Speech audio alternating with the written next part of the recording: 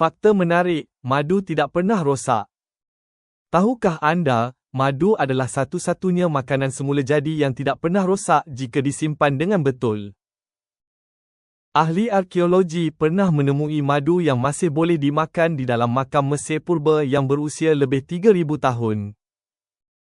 Ini berlaku kerana madu mempunyai kandungan gula yang sangat tinggi, air yang sangat sedikit, sifat antibakteria semula jadi. Gabungan ini membuatkan bakteria dan mikroorganisme sukar hidup dalam madu. Sebab itulah madu boleh bertahan sangat lama tanpa rosak.